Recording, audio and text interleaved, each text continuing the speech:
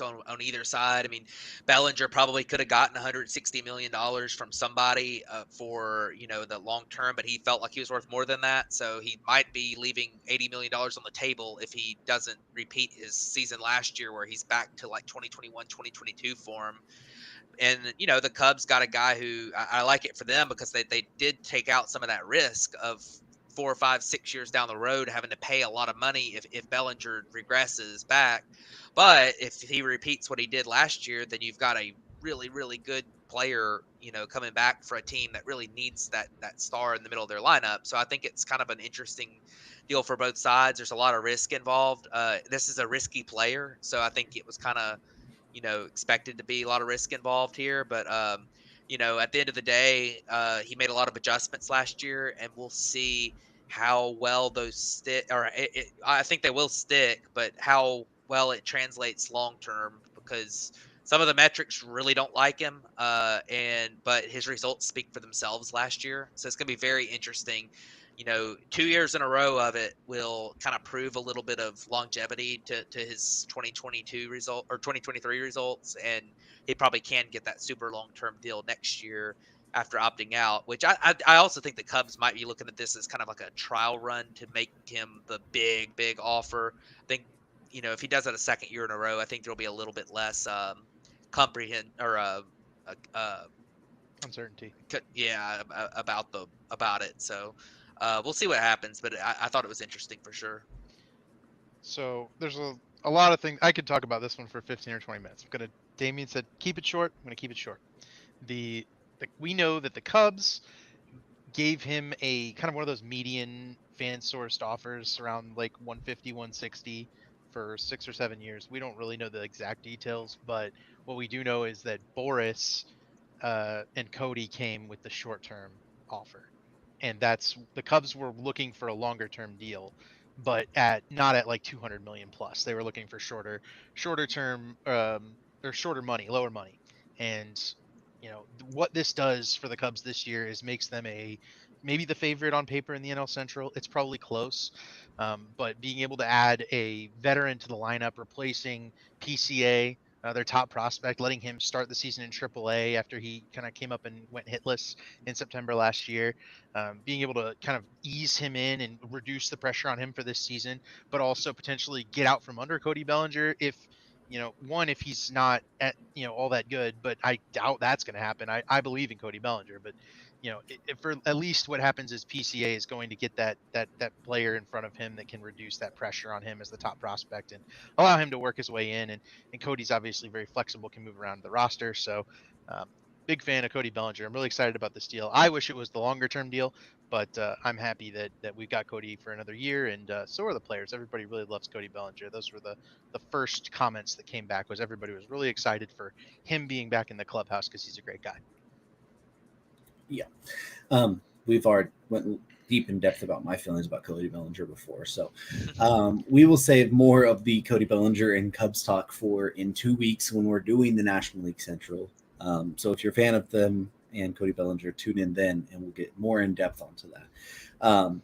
But a big majority of this is going to be the American League West, and I'm glad that we took that little bit of time at the beginning because I had an operator error and I started the video about 2 minutes late on YouTube. So hey, look at us. So let's start with the Oakland Athletics, who finished 50-112 last year, 40 games back in that division. And I guess the biggest thing is their Las Vegas move still hasn't been figured out, which is absolutely insane to really think about. But Matt, what do you really think about the A's as a team, what their offseason looked like, and would you rather have them in Vegas or Oakland? Um, so Hard-hitting questions. yeah, this has been this whole thing is just a mess. I mean, it really Yeah. is because I think that if it was another team with another owner and they wanted to move to Vegas, it already would have been done. Yeah. Um, but man, this franchise is a mess, and honestly, this could end up being the best thing that's ever happened to him because I don't think it's going to happen yet. But if this continues to fall through, then it might end up with the owner just deciding to sell, which would be like the best thing that could ever happen to him. But But anyways, you know, all the relocation talk aside, I think that this team is really, really bad. But I mean, there's a little bit here that makes you think they might not be. I mean, they're kind of on a tier with the next team as opposed to last year where they were like so easily the worst team in baseball. It wasn't even close. This year, I think they're kind of on a tier with maybe the Nationals, Rockies. There's a couple interesting players. Ryan Noda had a really good year last year as a guy who was a Rule 5 pick.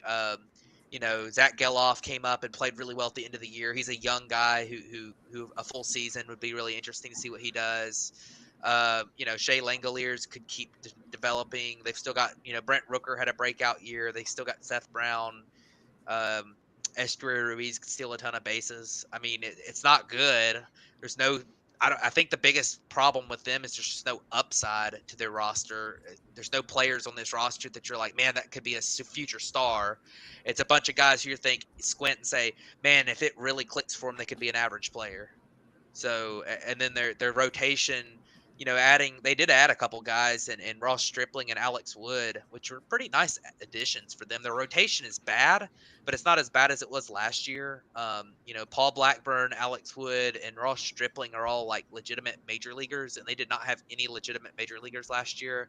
And it helps them kick a few guys to the bullpen too that was starting for them last year. A guy like Kyle Muller maybe has a profile that could fit well in the bullpen. Mason Miller could be a really good breakout closer, you know, in the bullpen. So, it, I mean, from a team standpoint, it's not as I think it's not quite as dire as it was last year. As in, just you know, they probably win more than 50 games. I mean, last year they were one of the worst teams ever. This year they're one of the worst teams in baseball.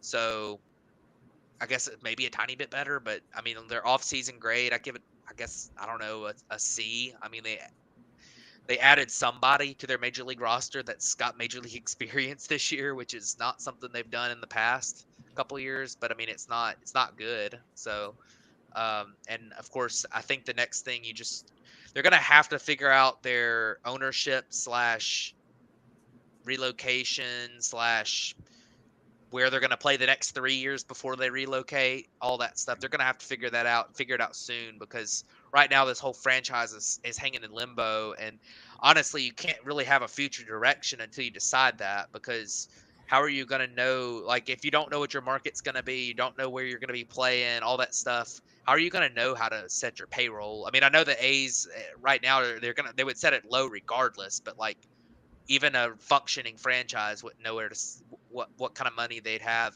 coming in and money to spend if they didn't know where they're going to be playing. So that stuff's all got to get handled and handled soon. And I feel really bad for a lot of their fans and players and you know, people who have been there long term, as in it's so in limbo right now. It's just crazy. So um, you know, obviously, I think just as a long-term baseball fan, I'd prefer them staying in Oakland because for my entire lifetime they've been the Oakland A's. But yeah, man, this is a this situation's bad.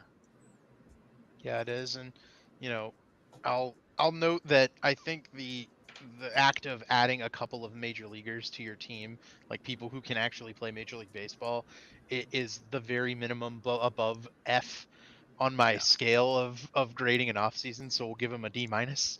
Uh, you know, I will say I really like Brent Rooker. I think he's a very, very strong candidate to be traded in the middle of the season if he does continue to put up good numbers. He really seemed like he figured out how to hit the ball, and he's one of the few players on this Oakland team that has a voice and has a bit of a social media, presence, and somebody who can actually get out and engage with the fans and seems like a very personable guy. Um, Also, I like Tyler Soderstrom as a potential breakout candidate.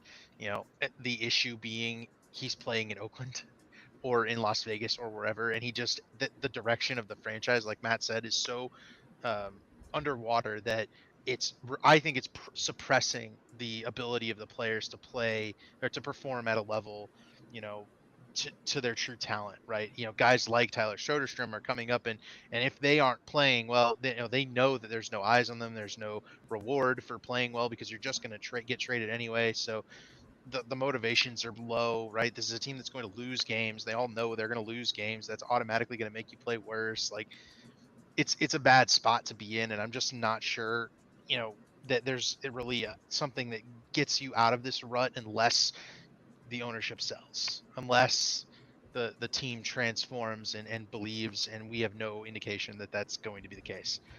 The other guy I really like on this roster is Lucas Urseg, one of the relievers. He should be like the setup guy for Miller if Miller does take over the closer's role. And I think he's a funky righty, low arm slot.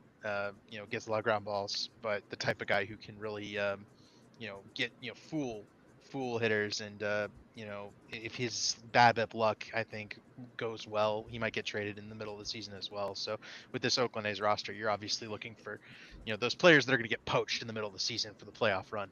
Yeah. Fangraphs actually projects the A's to win 72 games this year. On the, Yeah. it's just interesting the way they're I would talked take the about under. it.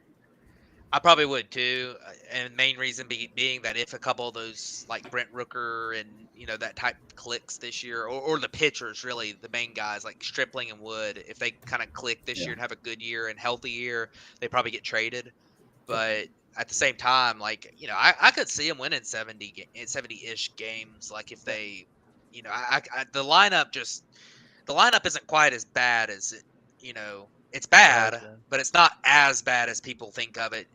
Just the pessimism around this franchise for good reason kind of bleeds into what this team has. And the lineup is really, really bad, but it's not just completely barren. And the rotation's kind of the same way. It's bad, but it's not just like there's no major leaguers here.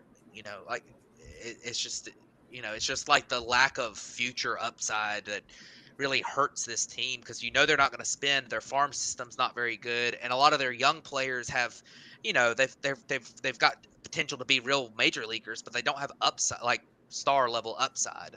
Yeah. It's just one of those things, and it's kind of the way they've drafted and developed and stuff too. They just don't bring in guys with a lot of upside, and the few times they have done that, they've traded them. So. Well, yeah, and like what you mentioned, Matt, earlier too, it's like, how do they set up their future payroll with not knowing where they're going to be?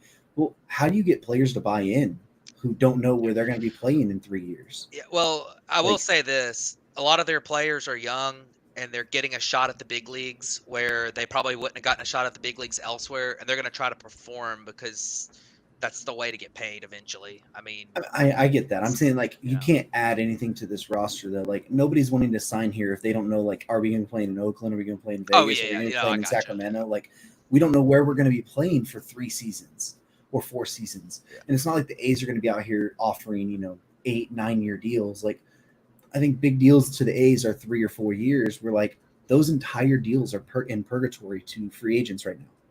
Like, they literally have no idea. And it's such a bad thing. I mean, you hope they figure something out in Oakland because they've always been the Oakland A's. It's been a historic franchise there. The Vegas move does seem like it's weird, especially now with, like, they're getting sued by, like, teachers boards of Las Vegas or something. Like, it's crazy. So the A's are in that purgatory now, and it feels like it's going to be that way. But hopefully we get some answers and resolutions here soon, so they can turn it around. But let's go from one bad owner to another incompetent owner in Artie Moreno and the Los Angeles Angels. Well, I guess I'm calling the Anaheim Angels. They finished 73-89 last year, 17 games back. Obviously they lost Shohei Ohtani this offseason. There's been a lot of question marks around that franchise. Are they going to spend big? Are they going to reinvest that money into some of these free agents? Is Anthony Rendon going to play more than 17 games this season? No, we're not sure. They've already given the away, over, but not by much. They've already given number 17 to Hunter Dozier of all people, which was wild. But anyways, David, what is your thoughts on the Oakland A's the Anaheim Angels? They're pretty much ran the same way. The Oakland A's with Mike Trout is what they are. It's just it's the complete opposite here. It's like the owner that spends a lot of money and is still bad to the owner that doesn't spend money and is still bad. It's a whole And other level. yeah. Anyways, what do we think about the Angels this year and what they look like? I think poor Mike Trout is Yeah. what I think, man. What a terrible situation for Mike Trout. He gets 6 full years with Shohei Ohtani. They don't make the playoffs together, and then Ohtani just leaves to walk across town, right? And Trout is the guy who has signed the mega deal to stick around in Los Angeles, and we've heard him say he doesn't want to be traded, and I just wonder whether that's the right philosophy for him to take at this point, right? I mean, he's older, his body's starting to break down. You're not getting the best of Mike Trout anymore, really, which is sad, but it is just the truth of life. And, we've seen it for the past decade or so. Mike Trout's been the best player in baseball. This is his age 32 season. I mean, he's not getting any younger, and the back issues are starting to rack up. So, he's going to need help. And the young guys that the Angels have drafted recently, and Nolan Schonel and Zach Neto, are really good players that have rocketed through the system. They've been able to help Mike Trout and Otani last year immediately, but it wasn't enough. And this is a team that bought at the deadline last year, and then by September 1st was like DFAing their trade acquisitions that they spent, top 100 prospects on just to save money and try to get under the luxury tax. Like the amount of disaster that could have been, like I can't be like overstated how much of a disaster that is. On top of that, there's two really good free agent starting pitchers sitting out there right now in free agency that the Angels have not made a bid on, despite the fact that, like you said, Artie Moreno loves to spend money, and those pitchers are desperately needed for this team that is pretty much without good starting pitching in general. If Griffin Canning can maybe be okay, Reed Detmers was a first round pick a few years ago and threw a no hitter at one point. But they've spent money in the bullpen. Robert Stevenson's maybe one of my favorite free agent signings of the offseason, but I don't think a decent bullpen is going to save this team. Right, it's the Angels. They're going to make the same mistakes. Like offseason wise, this was a fine offseason with the singular gigantic wart of losing Shohei Ohtani. So, it may be like a C plus, but they haven't made the necessary pitching additions to replace Ohtani in the rotation. Their offense is very questionable with rookies and injury prone guys, at their cornerstone positions. I feel very, very poorly, badly for Angels fans, but I feel like this organization is going downhill very quickly. We've kind of been waffling on whether Artie Moreno is going to sell the team. They're heading in that same direction, and I think one more disastrous season, like I think is maybe in store here, might set up for a selling of this team and maybe a change in this direction. Yeah, I agree. This is a weird team because you've got three guys in your lineup who are very, very young, and you feel pretty good about, like Logan O'Hoppe, Zach Neto, and Nolan Shanuel. You feel pretty good about being, Nolan Shanuel was drafted last year in June, and he was in the big leagues in August, and he performed pretty well. You've got Logan O'Hoppe and Zach Neto were injured a lot last year, but both of them performed extremely well when they were healthy. And those are cornerstone positions at shortstop and catcher that you probably have answered long term if those guys are able to stay healthy. So that's a nice thing for this team.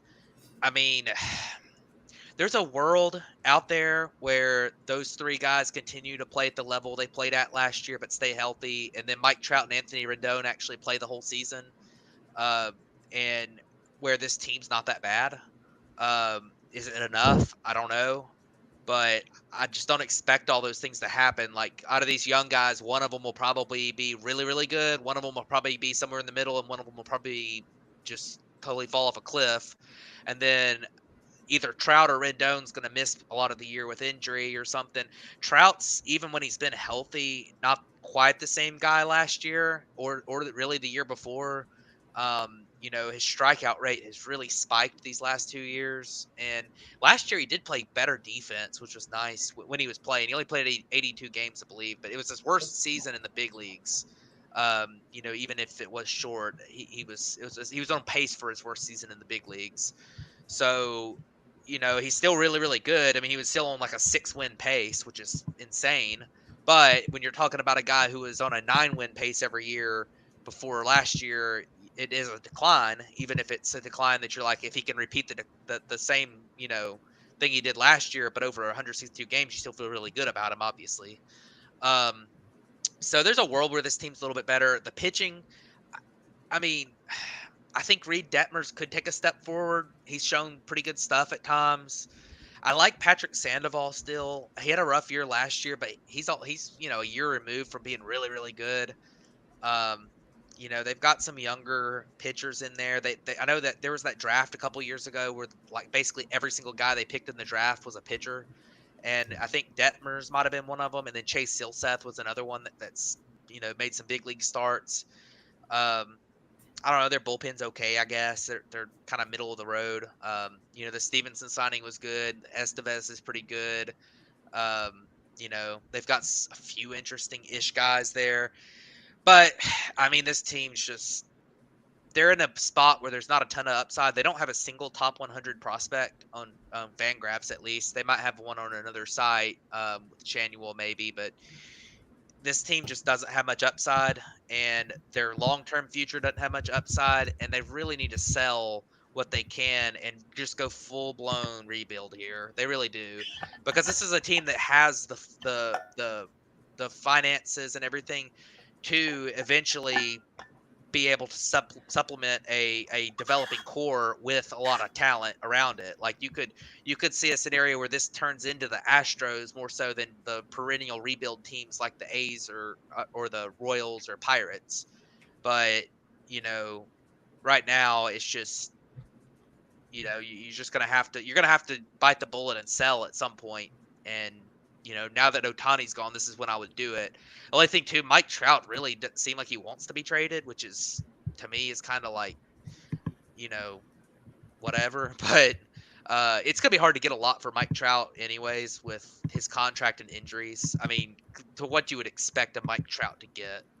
You'd have to pay a lot of that contract off to get the kind of return you would want. So they'll probably run it back for half of this season and see where things stand with a lot of these young guys and veterans, health and everything. And then I bet they start to really sell off this year because it just makes zero sense to hold at this level. They're going to finish fourth in the division. They're not the worst team in baseball. They're not completely terrible, but they're not, they're not top three in this division. I mean, how are you going to, you know, do anything with not being top three in your own division? So, the worst thing they could possibly do for me is sign a bunch of Boris clients.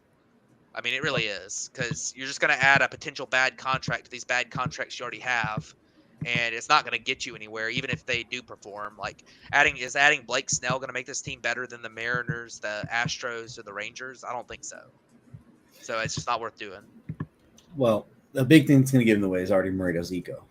He will never be a seller. We saw it last year. They should have traded Otani at the deadline and got a massive haul, and they didn't do that then.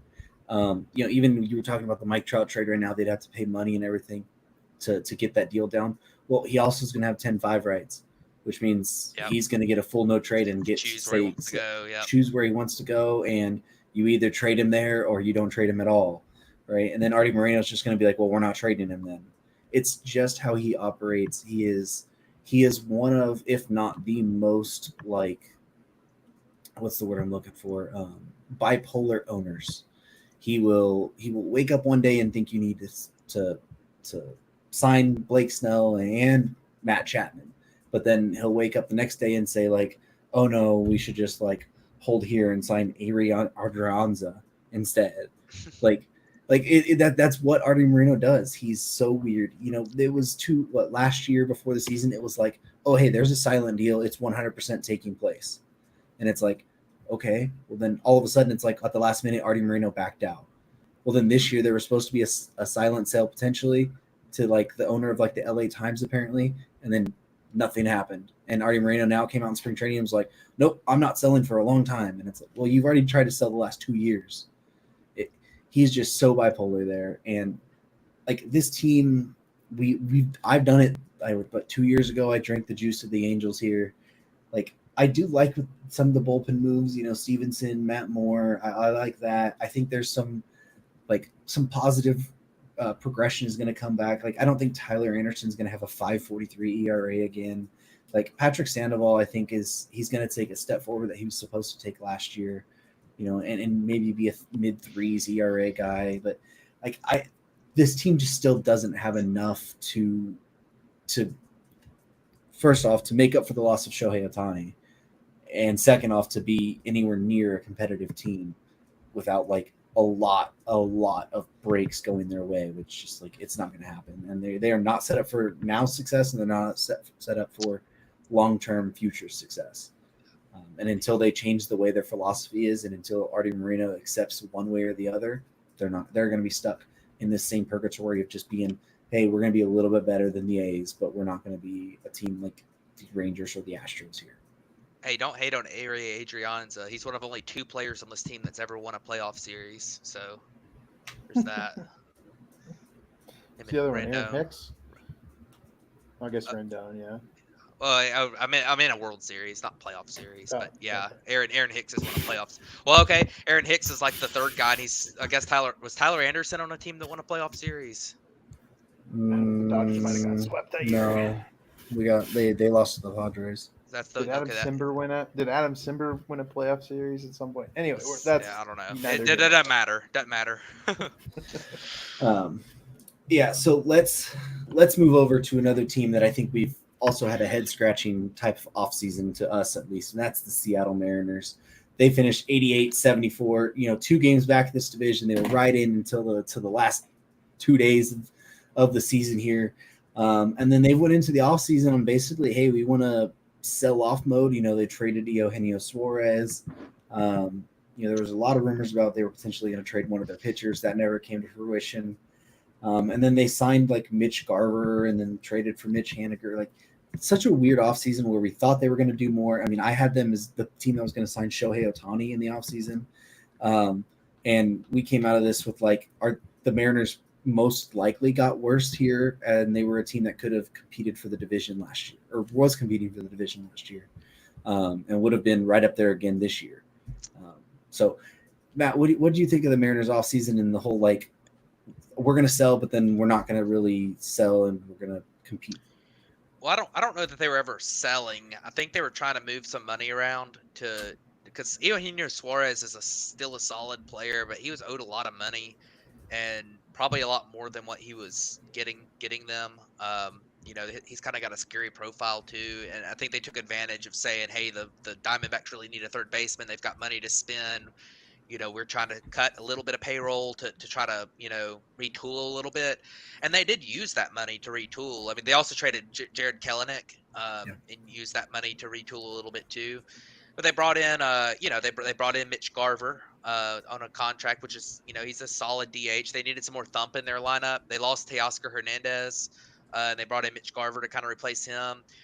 They brought in Mitch Haniger, who obviously a long time Seattle Mariner. They really like him. He was on their team that made the playoffs a couple years ago. They probably feel like there's somewhat of a bounce back there. He has been injured a lot in his career, so coming off of injury isn't just sitting here saying, oh yeah, he'll be back 100% this year. We just never know with Mitch Haniger, but he's solid. They brought in Luke Raley, who had a really good year last year. Um, and Jorge Polanco was a guy that they brought in, and I didn't love that trade, but just for their big league roster in 2024, I think it was a plus adding him. So I think they did get better actually. I think that counteracts the losing Teoscar Hernandez and Eugenio Suarez. I think their offense got a little bit better. I do think they suffer a tiny bit defensively. Luke Raley, Mitch Haniger, outfield corners is a little bit scary. And then, of course, in center field, you got Julio Rodriguez, who could probably make up a lot of that. But yeah, then you look at their, you look at their rotation. Their rotation is just, I mean, it's their rotations might be the best in baseball. I mean, it's up there. Luis Castillo, Logan Gilbert, George Kirby, all 3 of them are really good. I think George Kirby's the best out of the 3 right now, and he could end up being, a Cy Young contender this year. I don't know if I'd call him the favorite, but he'll be a contender for sure. Luis Castillo's perennially very good. And they're all pretty young too. Bryce Miller, Brian Wu were rookies last year who performed really well. This is a good pitcher's park. They're so that rotation is just awesome, and then the bullpen's really good too. You've got Andres Munoz coming out the closer, throwing over 100 miles an hour all the time. Matt Brash's stuff really has played up in the bullpen as we thought it might. And then you look at the rest of their guys. I mean, Gregory Santos they brought in from the Chicago White Sox. He's awesome. They've really got I think an underrated roster here. They need a little bit of luck with the bats. They need a couple of these guys they brought in who are, a little bit risky. They need a Mitch Garver, a Mitch Haniger, one of the Mitches to click. And they need their guys to continue to play well. They need J.P. Crawford to repeat what he did last year. Julio Rodriguez. I still think there's another gear with Julio Rodriguez too. Like there was a lot of the season last year he was just decent at the plate. And he had that like super hot stretch and it brought his numbers up. Like there's a world where he's consistently. I mean, he's not going to put up like that month he had again consistently. He might do it once again, but just from a consistency standpoint, I think Julio could even be better. And he's still really young. He's only 23, so there's no reason to think he won't be, and there's reason to believe he will be better than he was last year, which was still an awesome season, like 5 wins above replacement or something. So I really like this team. I think that they are much closer to. They're a team that I might consider picking to win this division. I don't think I would as of right now, but I really like this team. I think that the hit bats are going to have to click a little bit, but uh, they're really solid. So it's kind of their offseason was solid, I think, and it's kind of they need to be back in the playoffs this year, honestly, or things are going to get kind of testy for the management there.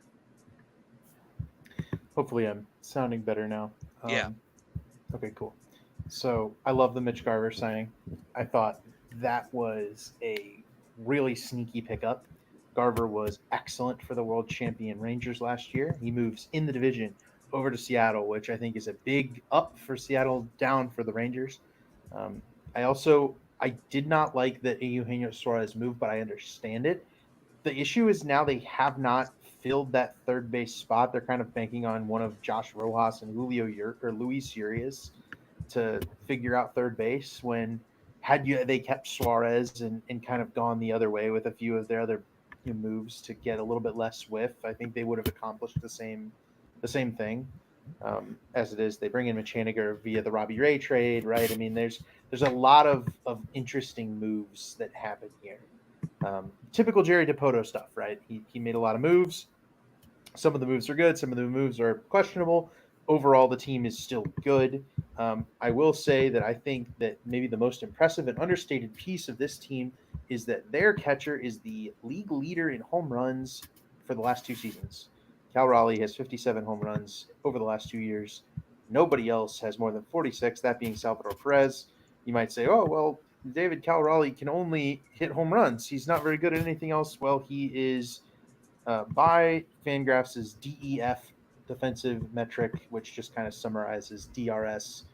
Cal Raleigh is number 2 behind Jose Trevino, and in total WAR, he is 3rd behind Adley Rutschman and Sean Murphy. The Mariners are sitting up here with a powerful, like a prime Mike Zunino, essentially, but playing defense like Jose Trevino as well. So mashing in the middle of the lineup. Now, Cal Raleigh's not going to blow your doors off with average or on base. He's going to strike out a good bit, but having a big masher in the middle of the order that can also play catcher at that elite level is very impressive, and it's understated as a part of the Mariners' success. The other understated part of the success I want to point out is J.P. Crawford, who last year, I'm going to grab his stats because they were really, really impressive. 400 on base, didn't he? Yeah, 380 on base percentage last year, 134 WRC plus, 19 home runs, 14% walk rate, which before that he had never walked at a rate higher than 11.3%, which was 2022. He just went and hit 10 more home runs last year. He walked more than he'd ever walked before. He basically transformed into an elite shortstop, an elite leadoff hitter, and is the type of guy that can set the table for guys like Julio Rodriguez. In the middle of this order, Mitch Garver is going to be able to feast with a guy like J.P. Crawford on base. Jorge Polanco is also a guy who can hit really well with guys on base, and having a JP Crawford develop in that sense from a kind of light non-hitting shortstop to a guy you can rely on at the leadoff position is a massive development that is understated. And between JP and Cal Raleigh, that homegrown talent, and Julio too, right? The homegrown talent that the Mariners have, coupled with the Jerry Depotoisms of the rest of the roster, I think makes for a very good and competitive team. And we'll we'll see whether they can hang with the two competitors for the division, because this is another couple of really good teams here coming up.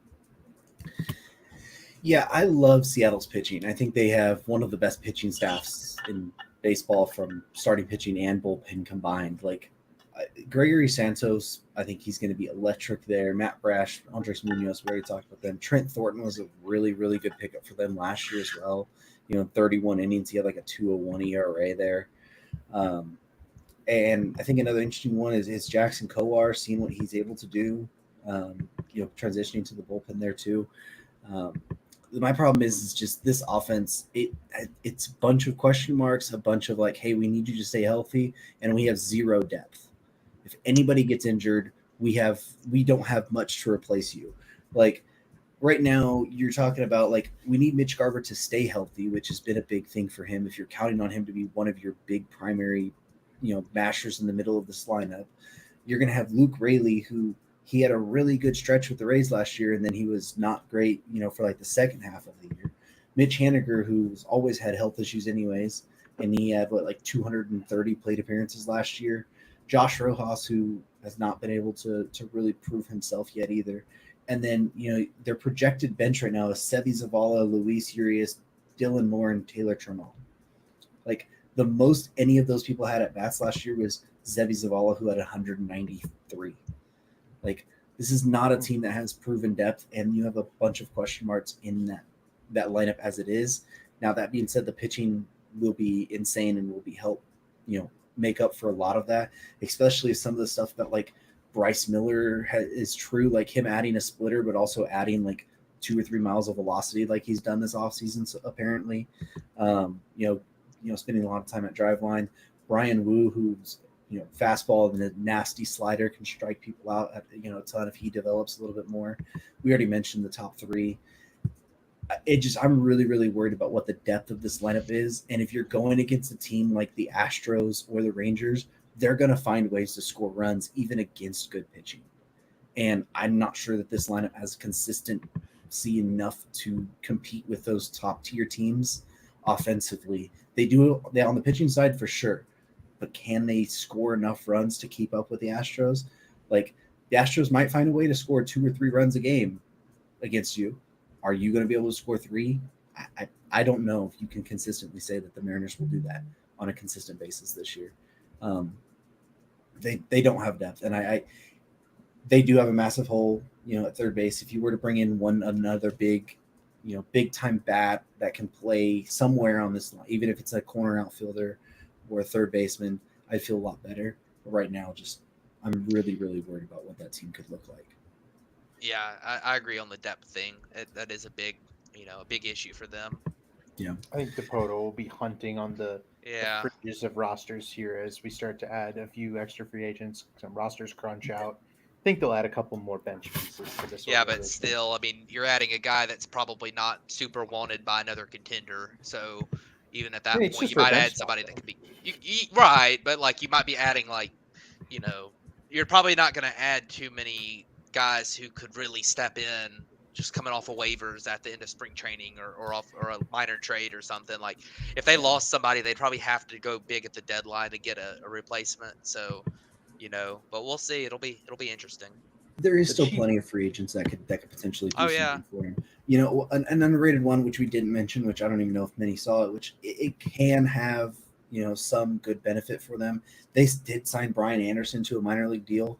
If you're able to find what's been wrong with Brian Anderson there, he's a very solid person to come in and play some corner outfield, third base for you, give you that solid depth that you're missing here. Yeah. But again, he's not a everyday starting third baseman or corner outfield that's going to help this lineup.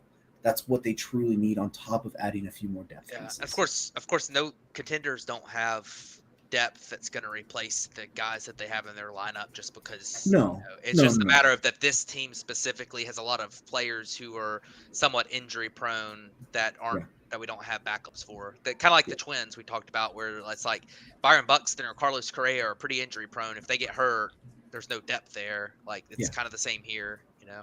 Well, and the people like we're talking about Mitch Garver, right? Like he's supposed to be one of their big time bats this year. You don't have anybody to replace Mitch Garver if he goes down Yeah. anywhere, anything remotely close to it. It's like, who are you adding in then? Like every day it's supposed to be Dylan Moore or Luis Urias to jump in that spot. Like you don't feel confident about that at all. So that's my problem there. But anyways, let's jump over to the team that finished second in this division. That is the Houston Astros at 90-72, tied with the Rangers. They did not finish second. Nope. It was Texas the Rangers that Rangers finished finished second. Fangraphs has him a second. Okay, sorry. That's how we're doing it here. So we'll jump over to the World Series champion Rangers. Then we'll come back to the Astros. They had the same record, right? They did. Just stay off me here.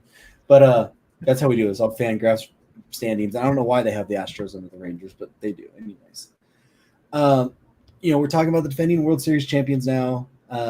They've had a quiet offseason because of that uncertainty around the TV deal. We've heard that Jordan Montgomery's wanted to go back to the Rangers since offseason started. Nothing's been able to happen there.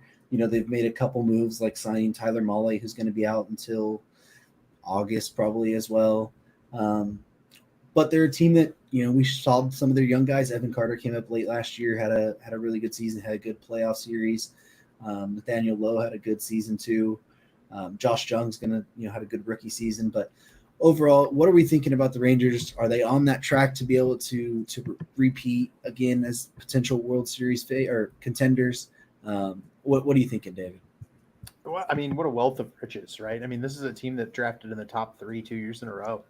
And with one of those picks, they took a money-saving route in now I can't remember, Kumar Rocker, who isn't really that close. They've also drafted Jack Leiter in recent years, who hasn't worked out, right? But last year, I mean, Wyatt Langford, what a slam dunk pick was Wyatt Langford at 4 overall. That's a guy who's rocketed through the minors. He might have been the best hitter taken. And that's saying that with Dylan Cruz being a really good quality player. I mean, you've also got like Max Clark and some other guys in that draft that were just incredible. But I mean, you're looking at a guy with like 70 raw power, 70 speed in Wyatt Langford. And not to mention, he went from high A to triple A last year, and his worst batting average was at high A, where he hit 333. His worst WRC plus was triple A, where he hit 177 WRC plus. Like, he is crushing the ball right now. Like, the Rangers have spent almost no money, this offseason. The offseason grade would be fairly bad if I were giving them one right now. David Robertson was their biggest signing, and Tyler Mahle, right? Like an injured Tyler Mahle. But they spent a ton of money the last 2 or 3 off seasons. They've drafted extremely aggressively, and it's going to work out for them.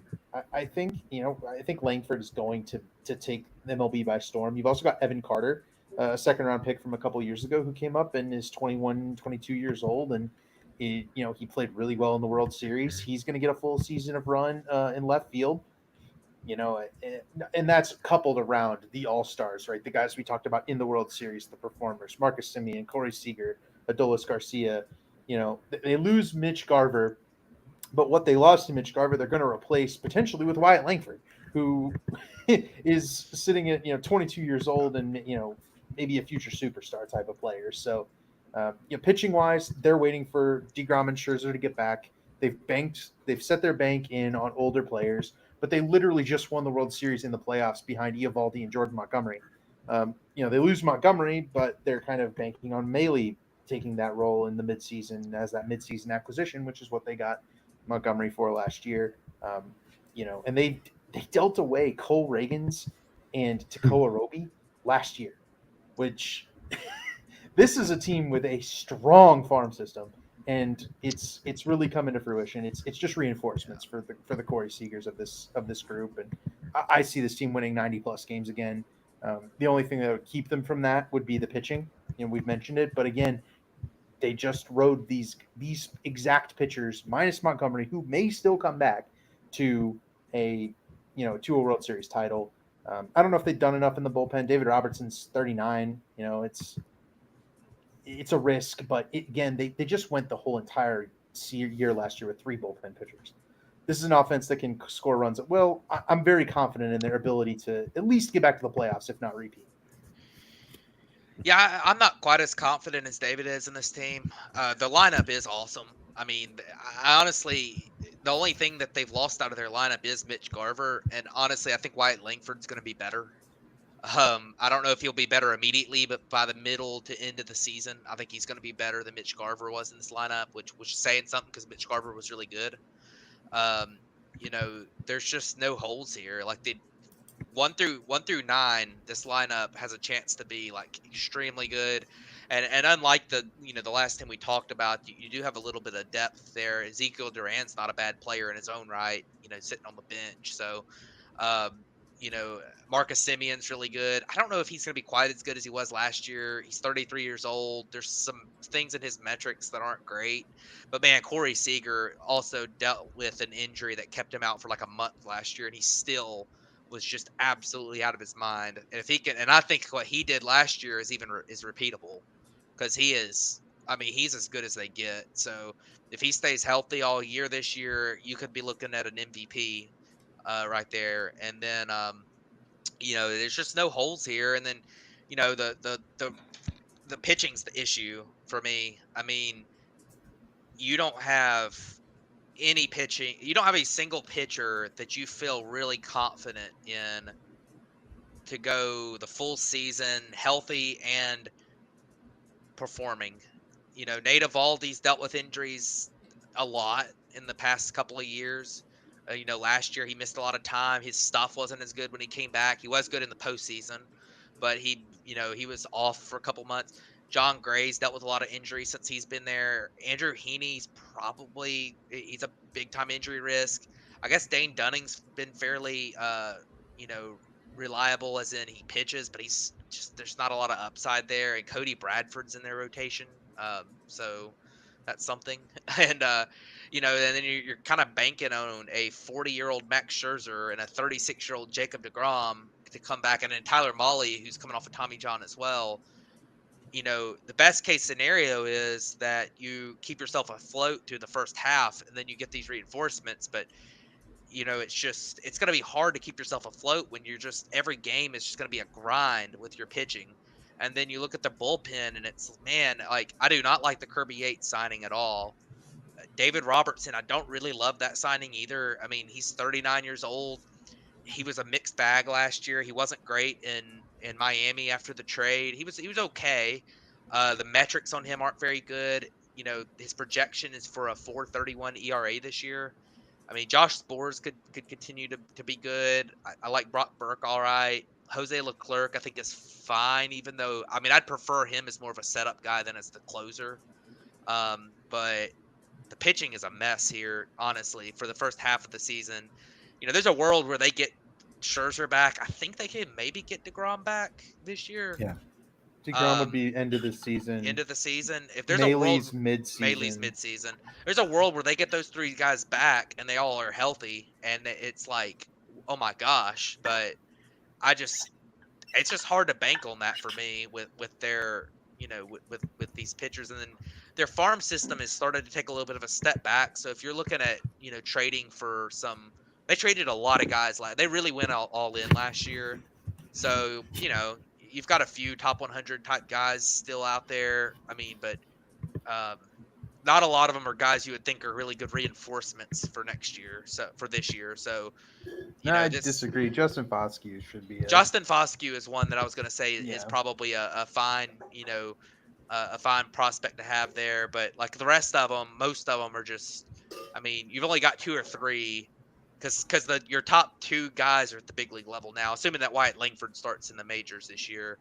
Your top 2 guys are in the big leagues, and then the other guys, your third prospects in like low A, and then you've just got a bunch of you got Foscue who's pretty good, but then, I mean, people actually believe in Jack Leiter still. I mean, think I guess there's it's a worth world where believing in him, there's a but- world where he figures it out, but it's just he's been bad in the minor leagues, like really bad. So I don't know.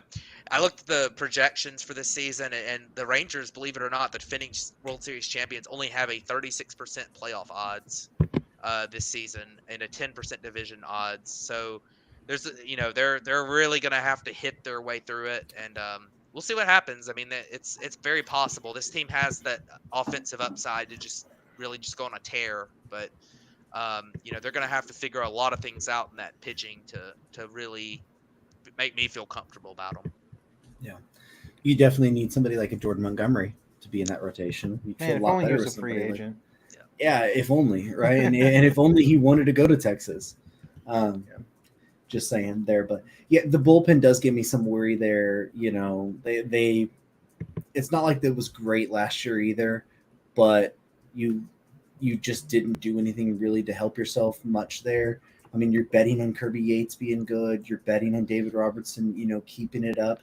I mean, they had, okay seasons, solid seasons, but like it's hard to trust Leclerc as a closer. And if you're going to make Robertson the closer there, like whatever way you do, I mean, who knows? Bruce Bochy is a magician at working the bullpen. I mean, but the names just don't give you much really there.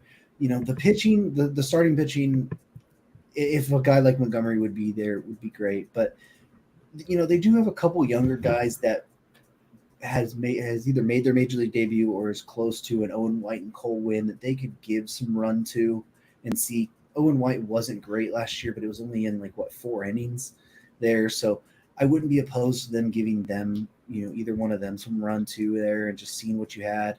I mean, both were fringe top 100 prospects the last couple of years anyways there. So maybe you find something in one of those guys. I don't think you're going to see much of Jack Leiter or Kumar Rocker. I don't think they're going to be. Yeah, I think Cole Rocker's hurt too. Yeah, Rocker's hurt. Cole Winn, I think, is cooked. I mean, he's put up. He's just came off of his 3rd straight year in AAA, and he had a 7 ERA. I mean, it just didn't work out for him at the upper minors.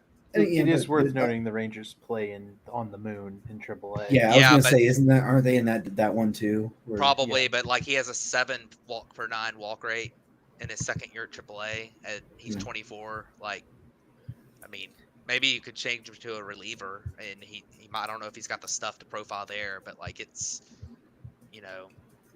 maybe. I mean, I'm just talking about options they might have there. I mean, it's not great options, but they do have some that it would be interesting to see them, give them a look and see what they would look like at least.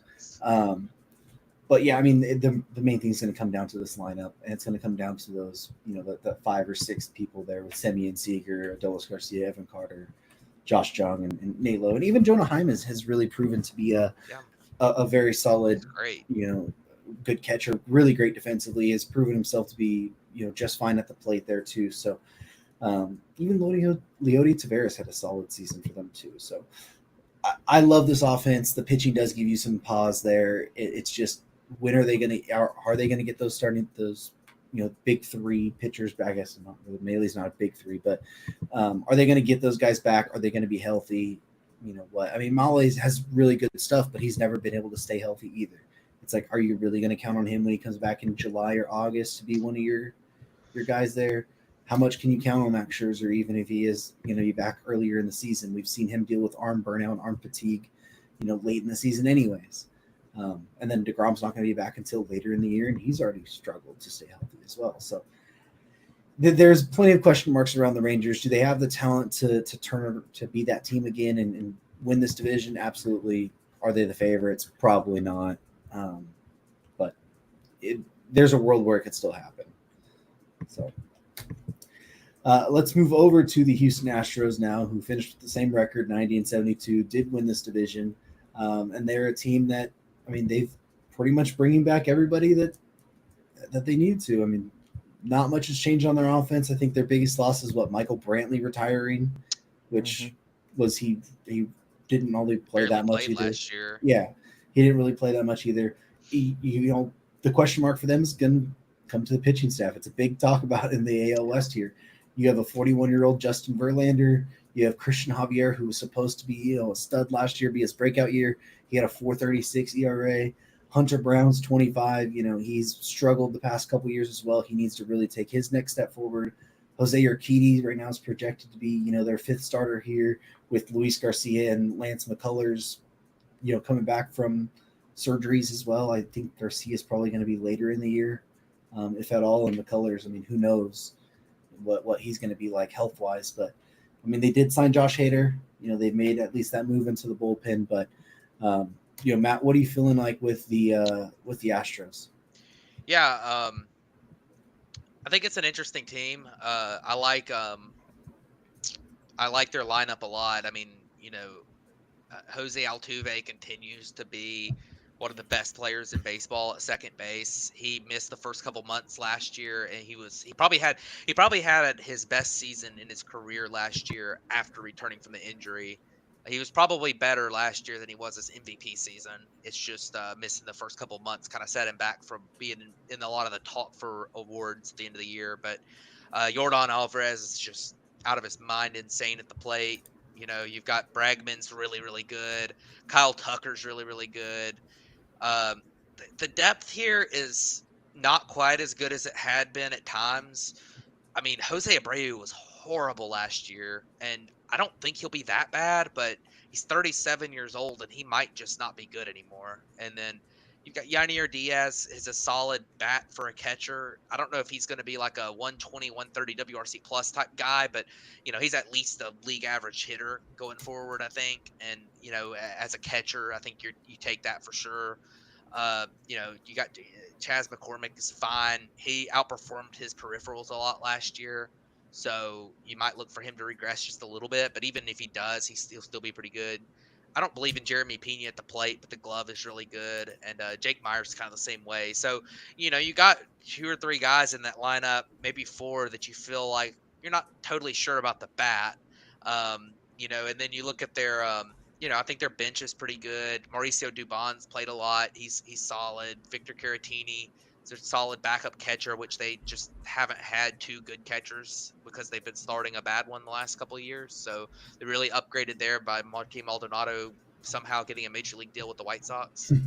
But their rotation, I don't worry a ton about it, but Justin Verlander is kind of he wasn't that good last year. His ERA was still good, but man, he took a step back in the underlying numbers. He's 41. I just don't see him being great. I think he's still a fine major league pitcher. I think he's kind of more of a mid rotation guy at this point. Framber Valdez is still really good. I do think Christian Javier is better than he was last year. I don't think he's as good as he was year before last. He'll be somewhere in between. I think Hunter Brown could take a little bit of a step forward. This is his second full season in the big leagues. And last year he had some moments and he had some moments that weren't quite as great. But he's a young guy. His stuff is really good.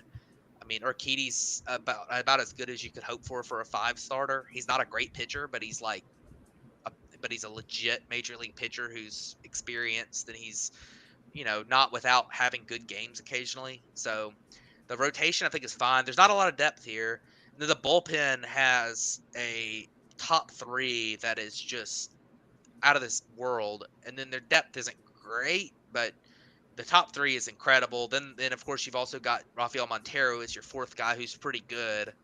But man, Josh Hader, Ryan Presley, Brian Abreu, if you get to the 7th inning in a game that they're all available, like you would in maybe a postseason game, you ain't scoring on this team in the 7th or 8th or 9th inning unless Hader has a year like he did a couple years ago in San Diego, where he's just like randomly bad.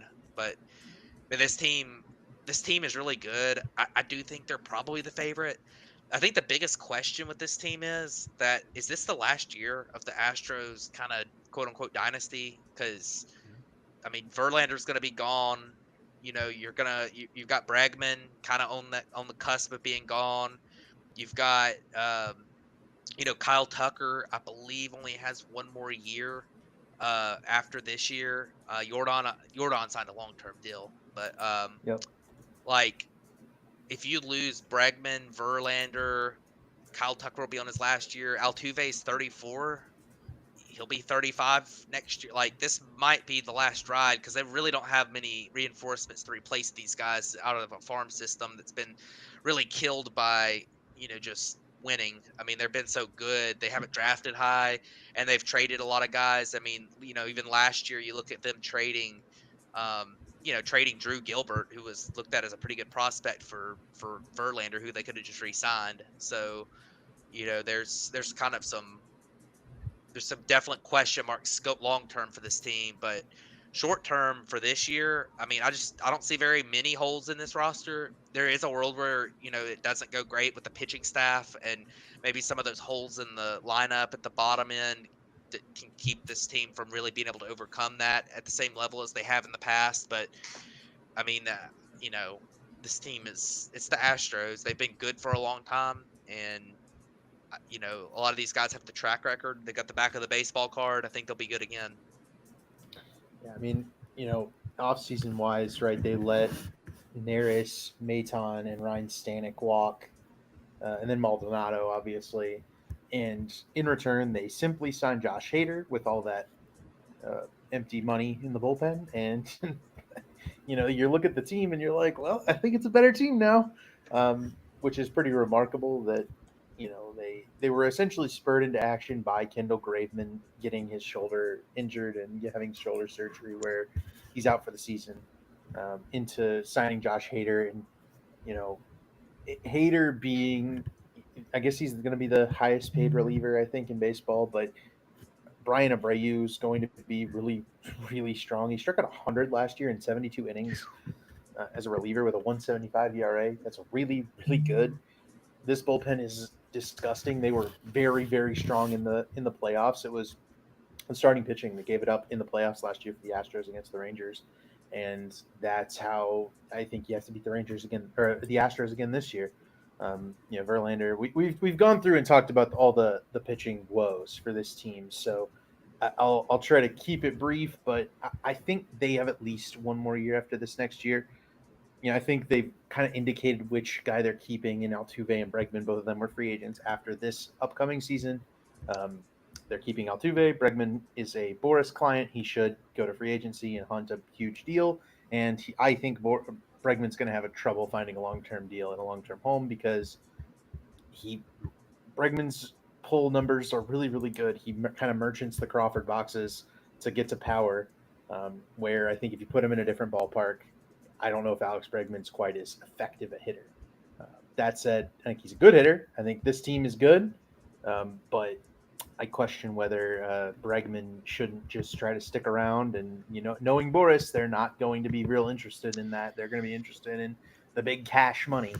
And I think teams are smart enough to recognize that Alex Bregman may be feasting in a ballpark that fits him the best. So we'll see. But I was gonna say Crane is basically like if Artie Moreno is successful, because he goes out and he'll, if he gets upset about something, he'll go spend a ton of money, or make a step in as the owner to make a move. So the Bregman thing, like I could see a scenario where Crane's like, oh yeah, I've got money here. Mm-hmm. Yeah, and well, I mean, Altuve did sign that big long-term deal already too, so he will be there. But to kind of debunk or kind of throw back at you, David, with the whole Bregman and being the Crawford box merchant, his career home and road splits, he actually has more homers on the road and a higher OPS and slugging on the road there you go. in his career than he does at home. Average and on base are right about the same, but on the road, slugging's about 20 points higher there, and more homers, obviously. Yeah, but and his value's tied up in being a really good on base guy too. Yeah, and he's a pretty solid defender, as well. So I don't think Bregman will have a hard time finding a long-term deal. Now, if he has a bad year, and also he's going to get the qualifying offer, so he'll be 30 years old with a qualifying offer heading out to the free agent market. And so it'll be interesting to see what the market values him as, but I don't think he'll have a hard time finding a 5 or 6 year deal somewhere. Especially with a contender. Now, if Crane wants to step in and just sign him before then, I mean, I don't put that past Jim Crane. I mean, he will do it, especially if you have the Verlander money coming off the books anyways. you can just easily do that to keep your offensive core around and figure everything else out there. But yeah, I mean, it is interesting. The Astros are in a year or two flux here where it's like, hey, we're going to have to make a decision on what type of team we're going to be here soon. Because they're going to have to spend money, or they're going to have to try and figure out how to get some young players that can be cheap for a while, because our farm system doesn't have much good players in it. So it'll be pretty interesting here. But real quick, we've already went an hour and 8 minutes so far, but real quick, let's just get each of your overall view of what this division will look like here going into 2024. We'll go ahead and start with Matt. Yeah, I think it's a good division. Probably, see, it's not as good as the AL East. It's definitely better than both of the Centrals. I think it's probably better than the NL West, and probably better than the NL East. I think the third team in this division is better than the third team in the NL East. And I don't know if they have the same team as good as the Braves in this division as they do in the NL East, but you look at the NL West and it's really just kind of the Dodgers and then everyone else. And then I think this division, though, like you've got 3 deep of really good teams, and then the Angels aren't like terrible.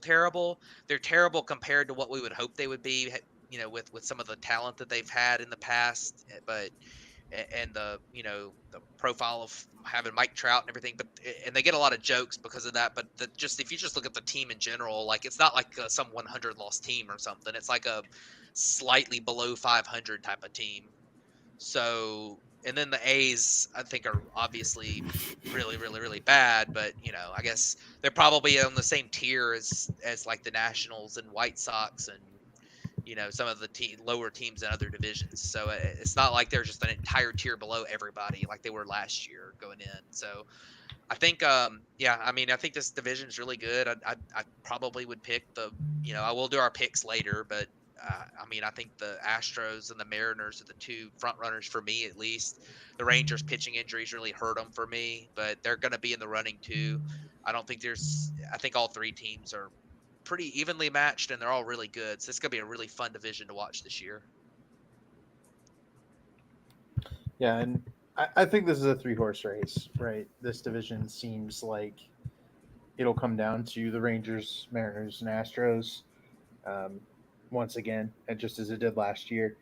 It seems like last year it was kind of a 4-horse race for a while till the Angels kind of petered out there after they bought at the trade deadline. So my expectation is that we don't exactly know who the winner of this division is until the trade deadline and until the Rangers get their starting pitchers back from injury. Until Jerry Dipoto makes some typical Jerry Dipoto moves to try to improve the depth of that team, and I'm sure the Astros have a move or two in their arsenal as well. If I was picking the order, I'd probably go Astros, Rangers, Mariners, but the power of belief is sure strong. I think Oakland is what is like lacking it, but I think the Rangers are in abundance of it, having just done it. So the question is, do the Rangers have any World Series hangover? We've certainly seen it before with other world champs. I tend to think this is a Rangers team that's kind of all business. Like Marcus Semion's missed like 1 game in 3 years, so it's a group that just kind of comes to the park every day. They know they're about to play baseball. They're having fun with it. They're very clearly of the belief factor. So I'd probably pick the Rangers on the better roster, but like they believe they know now they can beat the Astros, and they did not win the division last year. So I think the Rangers might be out for blood a little bit on that front. And if they get a healthy Scherzer and a healthy Maile back in the midseason and DeGrom at the end of the year, that's maybe a World Series favorite right there. Yeah, this is going to be a really interesting division to watch here, in 2024. And like David said, there'll be a amount of moves at the deadline that probably swing this division one way or the other. To be really interesting, depending on when injuries get back and what these teams do look like at that point. So, really interesting division. It came down to the wire last year. I expect it to be probably pretty close coming down to the wire again this year. So anyways, not much else to say about it. So thank you guys for tuning in to the AL West breakdown division outlook. We will be back next week with the National League East. I almost said boy. American League East. So we get to listen to Matt about the Braves, and then him to crap on the Mets, which I mean, That's not to be hard to fair, do That's fine. for anybody. to be fair, it is fine. But anyways, catch you guys all back next week for the National League East.